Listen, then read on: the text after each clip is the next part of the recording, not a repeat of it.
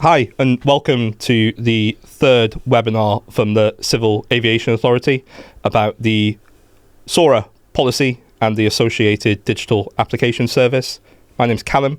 I'm the RPAS sector lead for applications. My name's Edwin. I am the RPAS Policy Lead. And today we're going to talk about a couple of things. We're first going to give you a bit of an overview of the journey so far of the launch of the SORA policy and the digital application service. And we're also going to talk about some frequently asked questions to help you get through the application process as simply as possible.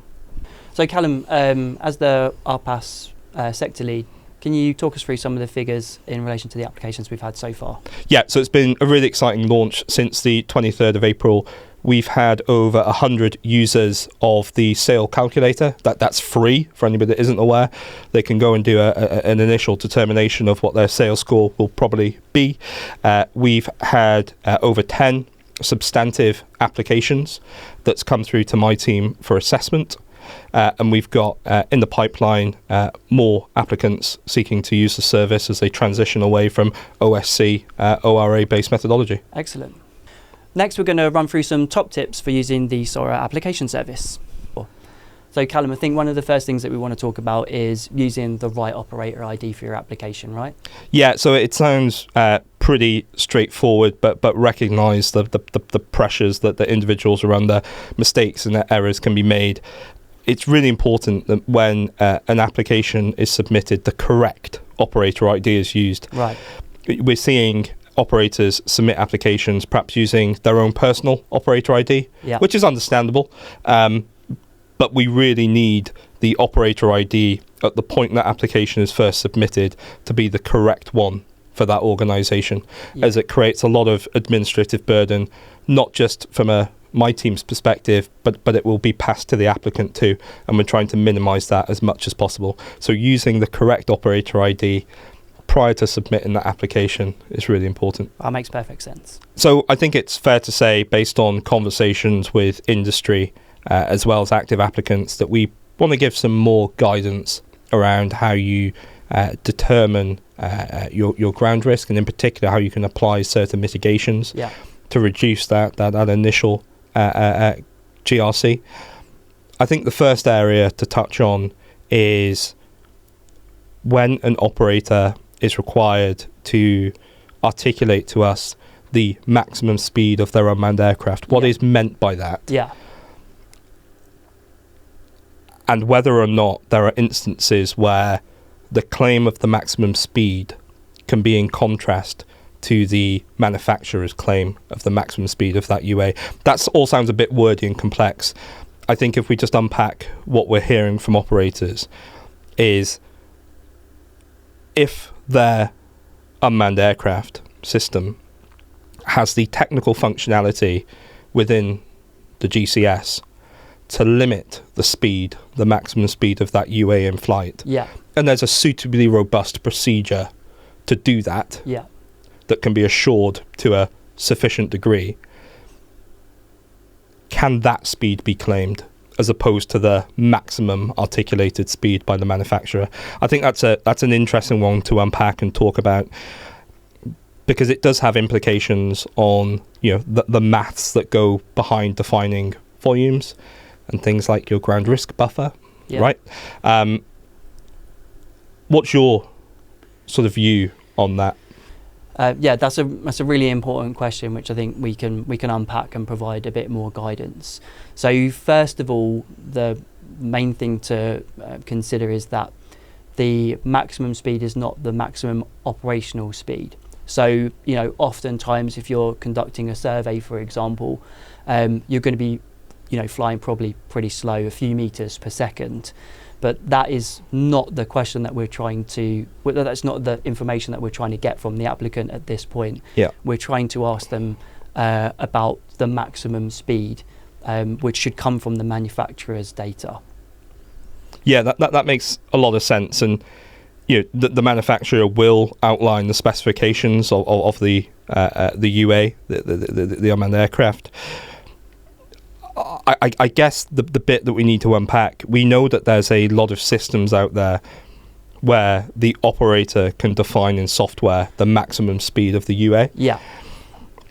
And I think what we want to articulate is, so long as the applicant can demonstrate a suitably robust set of procedures for inputting that information into the system and confirming that information is accurate, that is permissible for the purpose of articulating what the maximum speed of that UA is in flight. Exactly. So do you want to give some examples from your team as the sort of type of evidence that you would be looking for from an applicant in that case where they are trying to use a software-based limitation on the UA performance? Yeah, it's a really good one. And there's lots of ways that an applicant may provide the relevant evidence to us, and there's probably quite a few ways to meet that requirement. We'll do big handfuls here. Quite often, if a technical feature exists for a system, it will be articulated in evidence within the manuals that were supplied by the manufacturer. Yeah. So we know a lot of the aircraft on sale today, within their manuals, they highlight as a feature the ability to restrict lots of elements of that aircraft's performance in terms of maximum altitude, maximum speed, maximum distance on the road pilot. A very common one, of course. So it's there in the manual. I think a very reasonable starting point is presenting to us in that compliance evidence that here is the system I'm using, here's the manual that articulates this feature, this is the process I'm going to follow to ensure that is selected accurately and working prior to flight. And I think that's really kind of the starting point. Yeah, totally agree. Awesome. So another area that we're seeing come through is the selection by applicants of both the M1A and M1B mitigation. Yes. Now we know this is not permissible in the policy, and there is a note on the relevant page that says that should not be selected in combination. Can we just talk a little bit about that, why we can do that, and what our plan is to address that in the future? Yeah, sure. So the whole development of the application service, we're really trying to get a intuitive system that helps people not make mistakes as they go through the application service.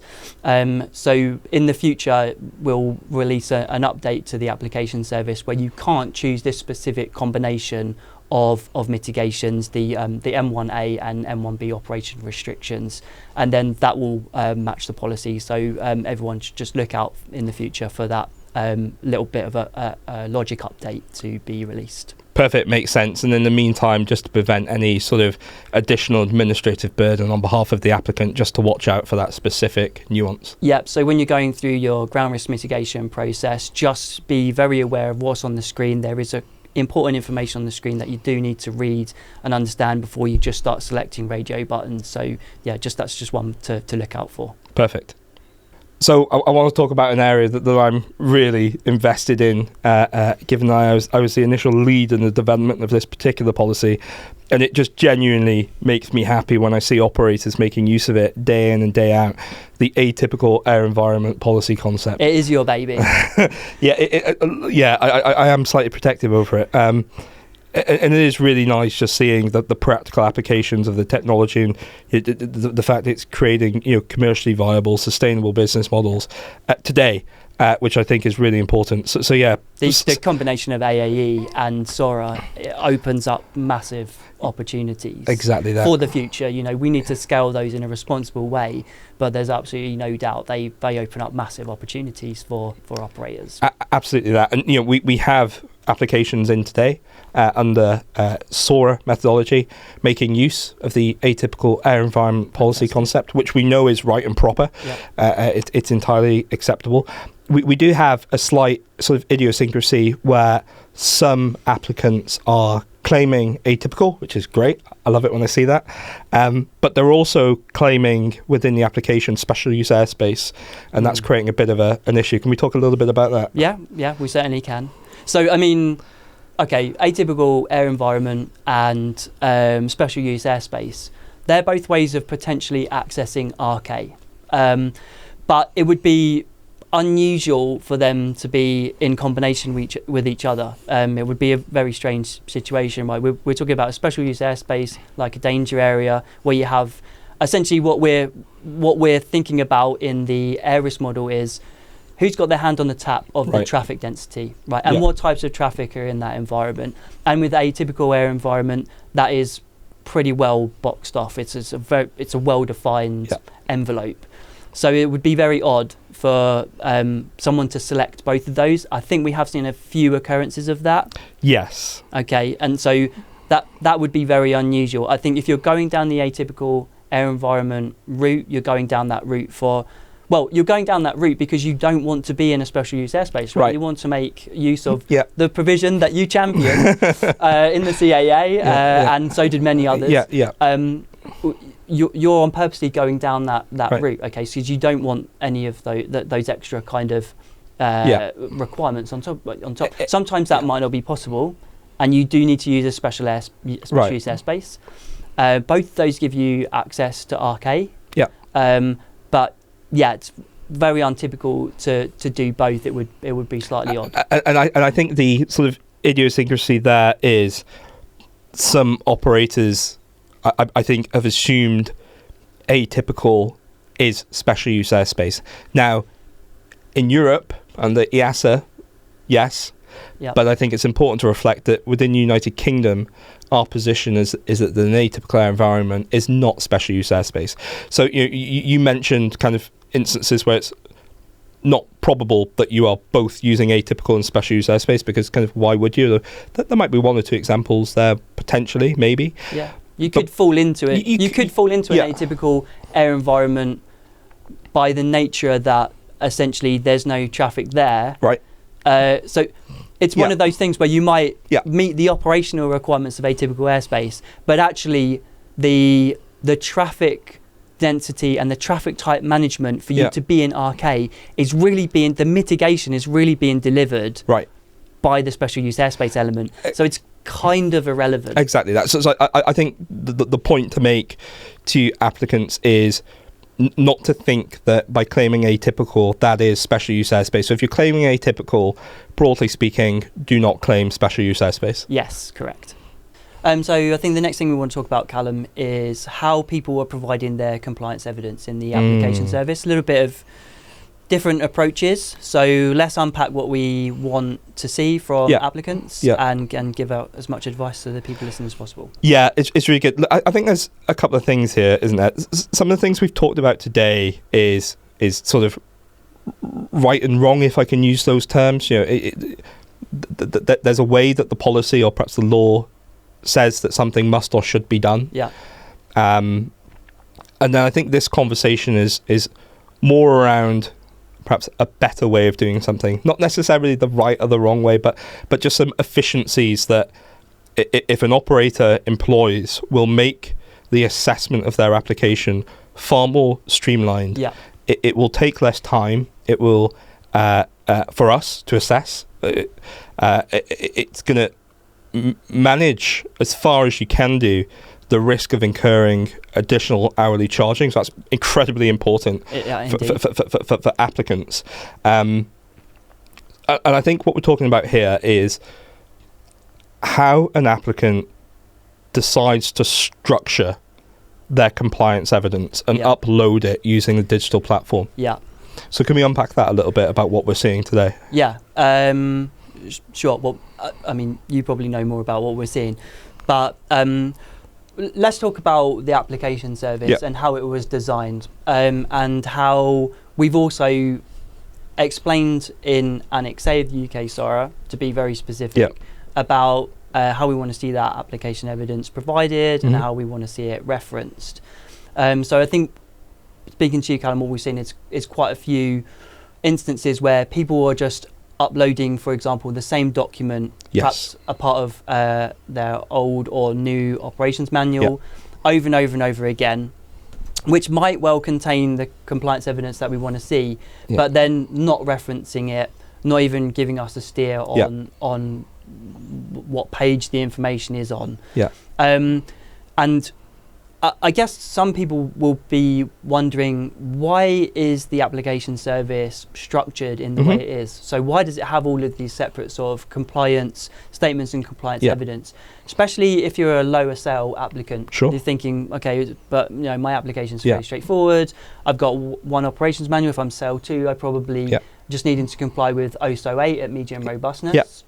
But when you get to the higher sales, things like operations manuals, they're not the only compliance evidence that we are going to be looking at. You know, we could be looking at evidence from not just the the applicant is the person who's putting everything together, right? But we could be seeing evidence from an REF. We could be seeing evidence from other third parties, the operator themselves, other service providers. So we need in the CAA a way to capture all of that technical information as well. And what that also allows us to do in the CAA is to potentially direct that information to different areas of competence in the CAA, right? We're going to be working on much more complex, well, I say we, the royal we, I always use it, but your team certainly will be working on, far more complicated applications or, reviewing elements of evidence from REFs. So, I think some tips that we wanted to unpack in this conversation where, if you're using a single document for compliance evidence, that is absolutely fine. Not a problem at all. For us, it's easier if you just isolate the sections that we're going to be interested in, or as a minimum, if you're going to use the same document and upload it as different sections of compliance evidence. Again, it's not wrong. We talked at the top of this conversation about this isn't about right and wrong, it's just different ways of working. That's fine, but please reference and look in Annex A as well, because there's some examples there about how we'd like to see the document referenced, what kind of things we would like to see. It helps in lots of different ways, right? It helps to keep on top of the version of the information that we're talking about. SORA, UK SORA, JARUS SORA, it doesn't care, care's not the right word. It's not so concerned about the actual end activity, right? If you're doing a wedding video or a survey or whatever, what's really important is compliance to the requirements.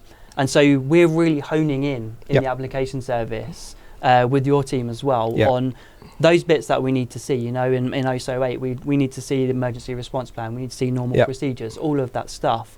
So reference it, give it to us in the easiest way we can digest it quickly, get your application back to you, and you can get on with doing what you want to do. That's really helpful. There's a couple of takeaways that I take from this. One of the pieces of feedback we've heard most often, and actually I'm sure it's the same for yourself when you were in industry, when I was in industry, one of the pieces of feedback I'd often give back to the regulator is there are certain parts of the submission in terms of the evidence required that were quite ambiguous. Do you want this or do you want that? Quite how are you trying to say we need to meet this particular legal requirement? I think it's fair to say it was quite subjective. And some operators knew what the evidence required was, some didn't. One of the takeaways for me is this is now a far more structured system that does a far better job at articulating the specific requirements at each stage to the applicant. So I think that's my first observation. My second observation is that this particular point that we're discussing now isn't all about making our lives at the CAA, my team's lives, easier. This isn't we could do it that way, but it's only helping you. Are you sure? Well, look, there may be an element of that. But if we can pinpoint the particular piece of evidence more quickly, it stands to reason that application is going to be assessed more promptly. Of course. The other bit too, the longer we spend on the assessment of an application, looking for evidence in a big document that we're not kind of pointed towards a specific section, that is time that could have been spent assessing other applications. So I think there's that too. It's not just about it does make our lives slightly more straightforward.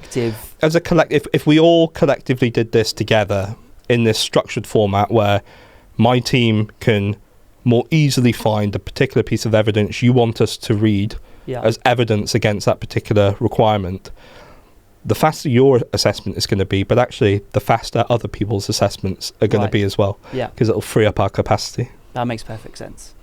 So one of the other areas that we've seen findings raised against applications is when an applicant claims a visual line of sight or VLOS operation, they're not defining the maximum distance for that operation. Obviously, that is information we need to know. We would like the applicant to place that information in the overview of operations. Yes, that makes sense. So if we place it in the overview of operations where you're claiming VLOS, what is your maximum VLOS distance that you're claiming you can maintain VLOS out to? That's a practical point on how we would like the application to be submitted. But I think there's a bigger conversation here around VLOS and VLOS distances more broadly. Yeah. Can we unpack that a little bit? Yeah. I mean, let's just talk about it. So, I mean, the main thing that we the CAA, what we're interested in relation to VLOS is that is the mitigation, however it's been claimed, because VLOS comes in as tactical and strategic potentially. Does the performance of the VLOS mitigation actually deliver that mitigation? Right. So I think everyone, or most people anyway, will be familiar with the definitions of VLOS. Making sure that it's not just being able to see the UA, but also being able to manoeuvre it for the purposes of obviously avoiding a mid-air collision, right? So I think when defining that distance and then communicating it to your team, applicants really need to think carefully about when the kind of distance and the envelope that VLOS mitigation really delivers that performance. Because if it doesn't deliver that performance, then you're obviously not taking advantage of that mitigation. So if it's too far away, you lose the performance of the mitigation, and then essentially the underlying risk assessment is called into question. So that's what I think we really want applicants to consider. Yeah, absolutely. I couldn't agree more. We quite often see VLOS claims that are kind of silent on changes that can happen on the day of flight. So, for example, a claim of a certain distance might be made, and it might be an entirely reasonable claim, depending on there's lots of factors that go in behind VLOS distances. Size of the UA, visual conspicuity, lots of factors, including the performance of the human, the remote pilot, right? Indeed. Yep. And it might be that for clear skies, VLOS can be maintained to X. But one of the things we want to know is that organisation has a procedure in place that if we rock up to a site and actually the meteorological conditions presented to us don't actually permit us to maintain VLOS to that distance, that we're not going to go, well, our VLOS is out to this range, that there is a procedure in place for remote pilots to, assess their environment as it is on the ground and go, do you know what, the cloud base is incredibly low today. Although the authorization says X, I'm going to make the decision here based on my experience and good airmanship principles that VLOS I can only maintain to Y, and I'm going to record that decision in some way in my flight planning documentation. And in operators up and down the country, this type of decision making is happening every single day. And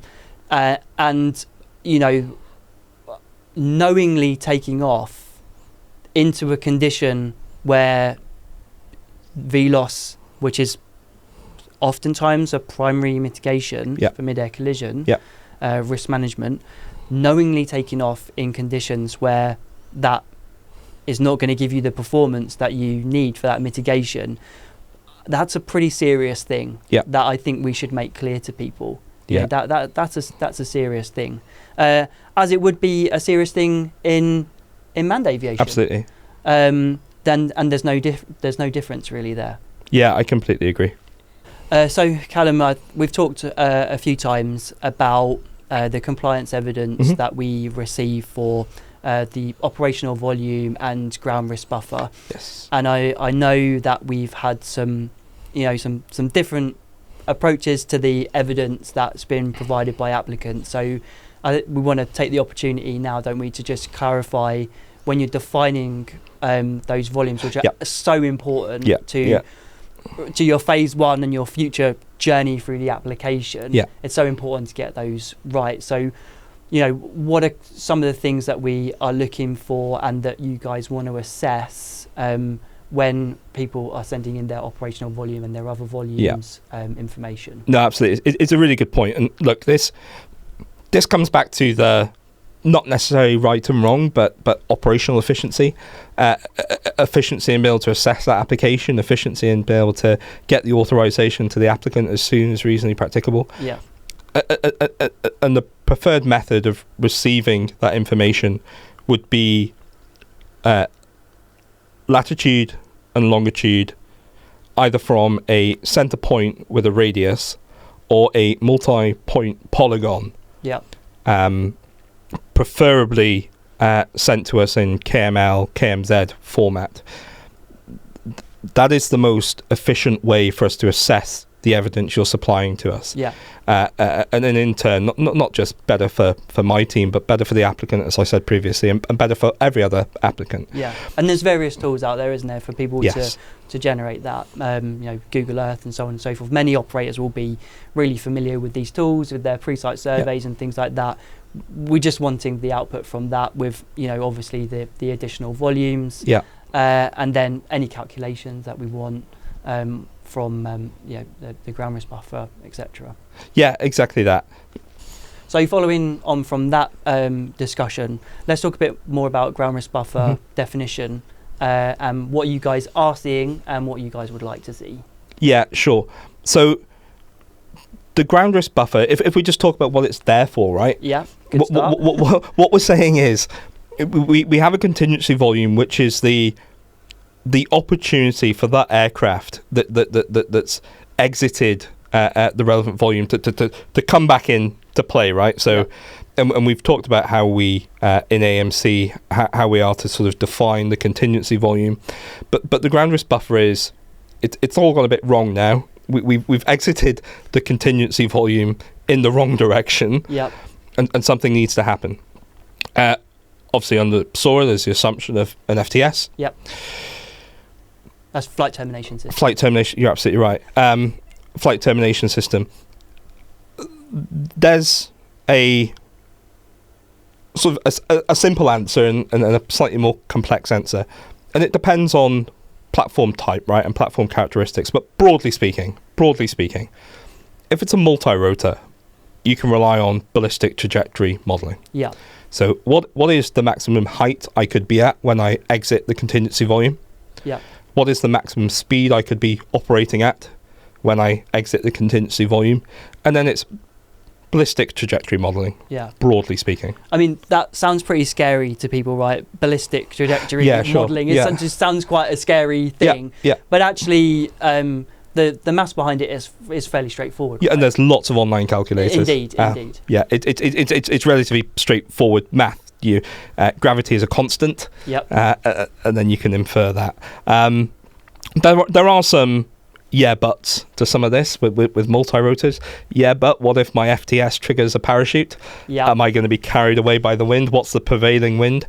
If that's you, consider it and talk to us when you supply your evidence, what you've considered in that. And consider that at your phase one. Don't get all the way down the line and go, I've actually got a parachute. And so all of my previous calculations and evidence are now incorrect, because that's going to be very difficult for everybody to try to unpack. So consider it. Is there kind of a limit to the dynamic risk that we can reasonably consider? I mean, there could be a gale force wind, right? We've got to be proportionate, right? And aviation generally isn't about reducing risk to zero. Indeed. It's what's a tolerable risk here, and I think that's a conversation in itself as to what's a tolerable risk in aviation. There's lots of factors, including societal, political, safety, that feed into what's our tolerable risk. We in my team are made up of experienced operators and aeronautical academics. We take a proportionate based approach to the evidence we receive. Yeah.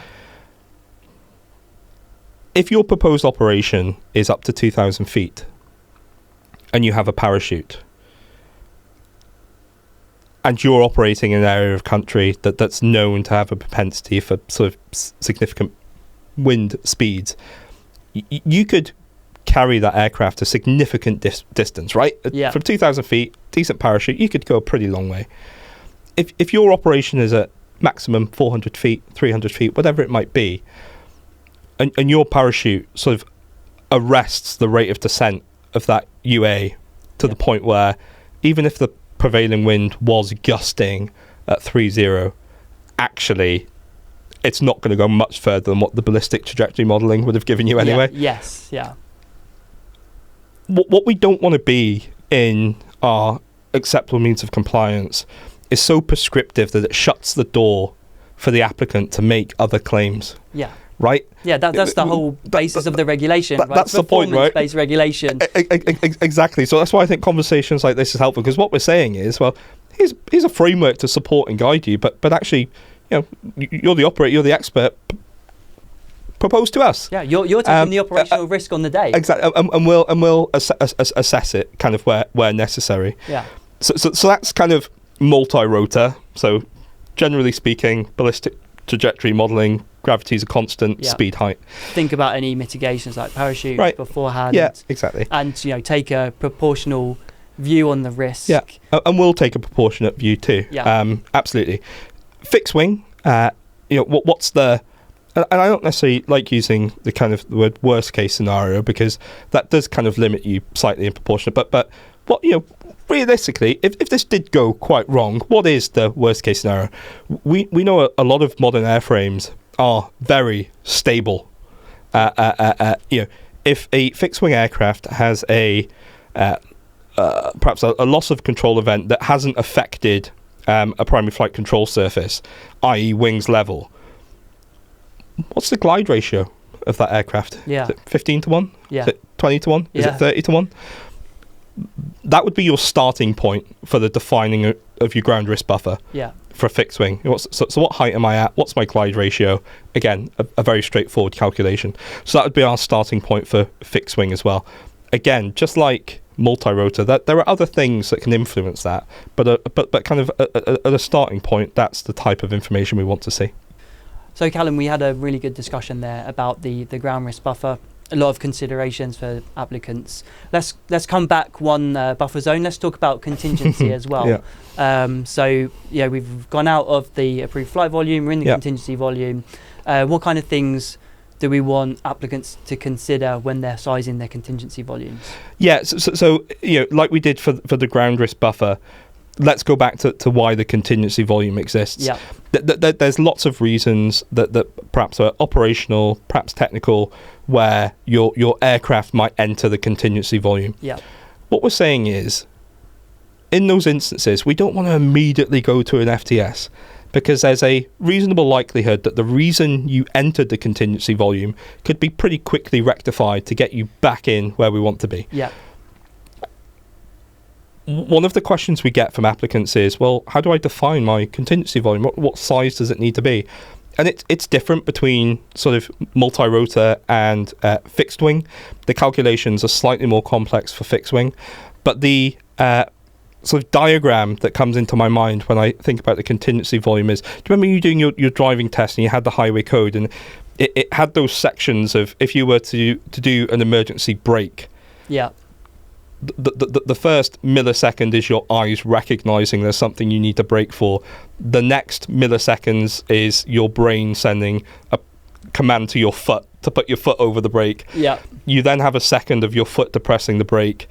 The car then takes effect, the brakes, the skid, and it kind of builds up, right? So you've got all these steps that happen before the car stops. Like a timeline. Yeah, it's a timeline, and they all add up to this. Yeah. And that's the distance. That's the stopping distance. Yeah. And it's not just how quickly does the car stop. It's all of those other things we've just talked about. Yeah.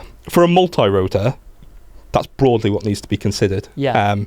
What's the reaction time of my system or my remote pilot to identify I've exited or I've entered the contingency volume? How quickly will the system or the remote pilot react to that, send the command? how long will it take that multi-rotor to respond to that command? Yeah. Now, the recognition is a multi-rotor can stop in flight and then just bring a straight line back Yeah. to the outside of the contingency volume. Yeah. That's the calculation for multi-rotor, fairly straightforward. For fixed wing, we've got to consider things like turn radius, right? So you've entered into the contingency volume, you're going at, 50 meters per second perhaps. Well, actually, you've got all of those things I've just talked about of either the system or the RP identifying the relevant command being executed, and then the primary flight control services reacting to try and to bring it back in. The latency elements are pretty much the same, right? Correct, yeah. Yeah. But what we now have is, rather than a stop and a straight line back, we've got a turn. So, and whatever that turn will be in terms of how far it could get you away is dependent on the turn radius of the system. Yeah. So you know your turn radius based on manufacturer specifications. Perform that calculation. That will give you your distance, and then that will give you size of the contingency volume. There you go. And that's what we want to see. Yeah, makes perfect sense. So one of the things I think it'd be really helpful to talk about, although not formally adopted in AMC, I know where this is going, is the JARUS Annex F. Yes, Annex F. Can we talk a little bit about that? Yeah, we can. So, I mean, you're quite right to state, at the time of the initial implementation of UK SORA, we haven't formally adopted JARUS SORA Annex F into AMC. However, we do signpost to it in the policy as for applicants who do want to look in a bit more detail at some of the mechanics behind the ground risk and how the ground risk model works. We have had a couple of applicants who have asked us, can I apply various elements of Annex F to my calculation, to my application? And the answer is yes, but please contact us first, because this can be quite a complicated process. And as we haven't formally adopted Annex F as acceptable means of compliance, it's effectively a piece of a new means of compliance. And so we want to support applicants through that new means of compliance process, but we need to be realistic that is going to take some time. There is going to be some cost to going through that process. But the benefits to everyone could be really sizable. We will continue to look at Annex F and see whether or not we do want to implement it as AMC, or we'll just continue to signpost it. We will provide further guidance material in the future in the application of Annex F. I think it's fair to say that the application service as it is now is not really geared up for an endless infinity of different combinations of quantitative risk assessment. And bear in mind also we will have a quantitative air risk model as well in the future. So be able to potentially conduct an airspace characterization based on data sources. Won't get too much into that now because that's a work in progress with JARUS still. But this does open up some really exciting possibilities in the future, but we just need to take it as a crawl, walk, run. We've only just implemented UK SORA. We need to work in the qualitative models that we've got, both air risk and ground risk. We are happy to talk to applicants who want to do something different from what's published in AMC, but please contact us first through the UK SORA mailbox, and then we can point you in the direction of the relevant support. And we can go from there, see what you want to do, see what parts of Annex F you want to apply. And in parallel to that, we can do our own due diligence on those sections as well, which means that we're kind of testing the policy with an applicant as we go, which is the best way, rather than we sit in a dark room and say, okay, this is the best thing for industry. No, that's not the right way to do it. Exactly that. And I think that the point to kind of finalise that particular topic on is just highlighting the UK SORA at caa.co.uk email address, and that's not just for potential applicants wishing to make a claim within Annex F. It's for any support a pre-applicant would like to have from the CA. UK SORA at caa.co.uk. Yes, that is the mailbox. Callum, I I've heard a few discussions around the application of multiple locations for SORA, and also multiple types of operation in one SORA. So, for example, like VLOS and BVLOS. Should we talk a bit about that subject? I think there's a lot to unpack there, and I'm really invested in this conversation because I think there is a lot of value in the SORA as it pertains to opportunities for industry that I think is fully recognised. And the reason I'm passionate about that is, having both of us come from industry, I think there's a real opportunity here in terms of what SORA just can authorise, as opposed to what we could tolerate under OSC, ORA-based methodology, specifically around overflight. I mean, that's a big one, right? Yeah, because, overflight is intrinsically built into SORA, right? I mean, it just is. I mean, contrasting that against OSC, ORA-based kind of positions on overflight, I think it's incredibly enabling. Now, I think there are a couple sort of misconceptions floating around there about what is and isn't permissible under SORA. For VLOS operations, it is absolutely achievable to have a generic location operational authorization. Yeah. How you do that, how you go and fly in a new site without having to come and seek the CAA's sign-off, is already detailed online in CAP 722 Lima.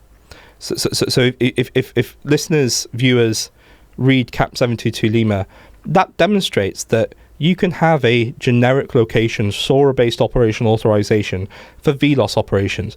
Now, there's clearly a set of procedures and processes that have to be followed. It isn't UK generic unless you've got an authorization that takes you all the way up to... It permits you to operate in any location subject to following some processes and procedures that's up to the initial GRC, the intrinsic GRC that was calculated for when you submitted that application.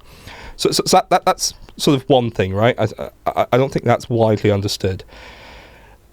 And that's critical for a lot of types of operators, right? If you're a survey company, a videographer, you need to be able to go and operate in different locations that you may not know where those are. Yeah, when right? the risk of those operations is, intrinsically usually pretty low. Yeah, exactly. So that is permissible today. It is not currently permissible today for a generic BVLOS approval. And that's because for BVLOS, we've got to do some additional assessment, right? We've either got to do assessment of if you're operating within segregated airspace or a TDA or a DA, we have to conduct an assessment of that. If you want to operate in atypical, we know how the atypical policy concept outlines some deconfliction checks that we do at the CAA. Yeah. So that's why generic BVLOS today is not permissible under SORA methodology. And we also need to have an awareness about where BVLOS operations are occurring and the volumes of them, because, broadly speaking, we are aligned with the JARUS target level of safety for both ground risk and air risk. So we do need to know what activity is going on in, what operational volumes and where they are. And also we need to know, is there more than one operator planning to operate in the same operational volume? Because then that is very interesting in terms of the risk profile for that area. That's why that's why we need to know those things, right? Perhaps that won't be forever. We'll see. But once we have more assured methods, in perhaps non-cooperative detecting, look, we know the direction we're heading in, but for now that's the rationale. What that doesn't mean is that you can't have a multi-location based authorization for BVLOS. So you can submit a SORA based application for a form of BVLOS activity, perhaps atypical, that's across 10 sites. You define each site, you do the relevant calculations. That is entirely permissible today. So that touches on those points. In terms of operation type, and by that I don't mean, is this an inspection? Is it a survey? Is it videography? broadly speaking, that's none of our business. Broadly speaking, that's probably not particularly relevant for the requirements for us to assess. I mean, in the SORA, it's kind of irrelevant. To some respect. I mean, it's good for us, to everyone, to be on the same page about what the concept of the operation is. But when you get into the probabilistic risk assessment elements of it, exactly doesn't matter. So when we say the types of operation, you can't today submit a single application that covers, for example, VLOS and BVLOS activity. If you have an operational requirement to operate BVLOS, that is an application. And if you have another operational requirement, first, good on you for kind of having all of this business that you need to fill. That's great, right? It's good to see. But that is a separate application for the VLOS specific element of what it is you want to achieve. Cool. So I guess what we're left to do is thank you for taking your time to listen to us today.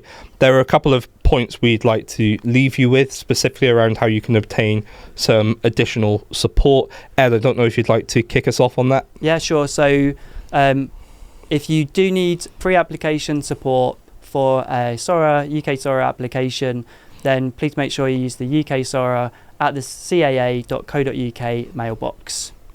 And we've got some more areas of support too. So one of the things we're doing is proactively reaching out to potential applicants, because we're looking at things like renewal dates for previous authorizations. So we are proactively reaching out to those individuals to offer them support as and when. And Ed, I think would be helpful if you could talk about some of the additional guidance support that's actually baked into the digital application service itself. Yeah, sure. So please make the best use of the UK SORA application service.